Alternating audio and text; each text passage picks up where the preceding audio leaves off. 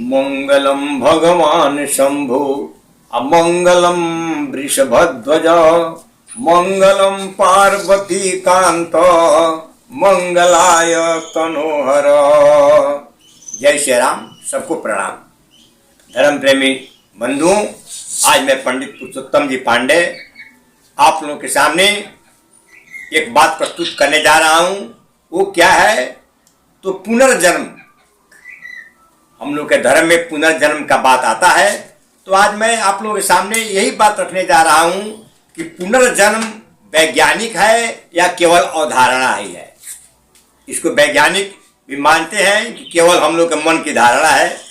यही आज मैं बात अपनी समझ के मुताबिक, अपनी जानकारी के मुताबिक आपके सामने प्रस्तुत कर रहा हूं कि पुनर्जन्म वैज्ञानिक है या केवल अवधारणा है।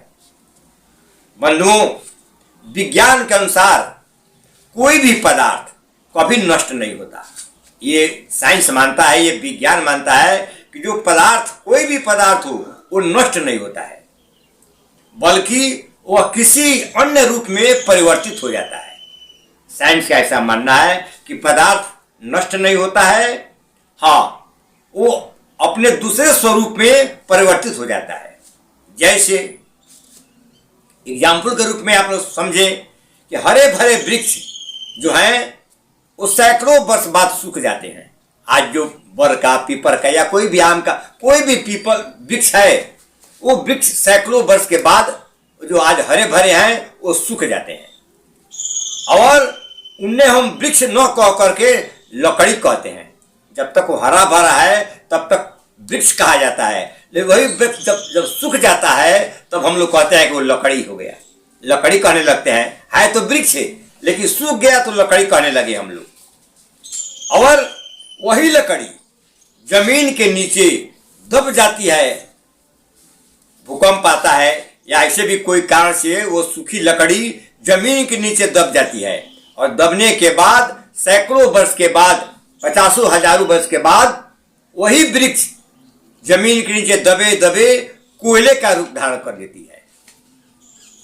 हरा वृक्ष सूखा लकड़ी हो गया, हम लकड़ी कह रहे हैं। वही लकड़ी जमीन के नीचे दब जाती है तो 150 वर्ष के बाद कोयले का रूप धारण कर लेती है, और वो कोयला को हम लोग खाना बनाते हैं। कोयला जलती है, जलने के बाद उससे राख बनता है। देखिए एक चीज कितना रूप में परिवर्तित हो गया। वही कोयला जलकर राख हो गया, और राख जब कोयला जला तो राख धुएं के रूप में परिवर्तित हो गया, धुआं में बदल गया, और राख उड़ करके इधर उधर चला गया। धुआं ऊपर आकाश में चला गया, राख भी ऊपर उड़ा, इधर उधर चला गया, लेकिन वो नष्ट नहीं हुआ। विज्ञान का यह तथ्य आत्मा के अमर होने और पुनर्जन्म की पुष्टि करता है।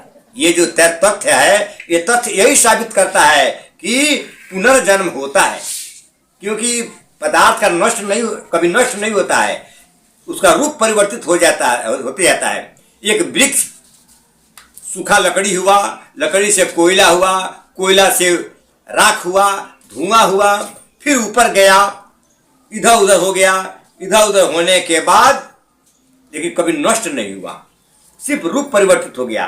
ठीक यही बात हम लोगों के आत्मा से है, और आत्मा अमर है।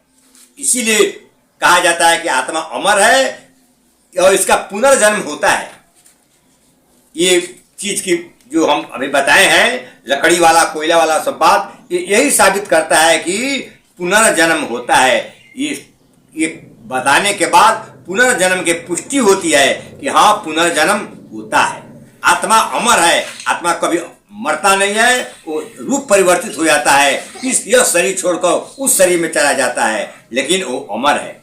इसलिए ये सब कथा कहने के बाद यही साबित होता है कि पुनर्जन्म जो है वो वैज्ञानिक है, अवधारणा नहीं है। बस बंधुओं, यही बता करके मैं अपनी वाणी को विराम देता हूँ। जय जय श्री सीता।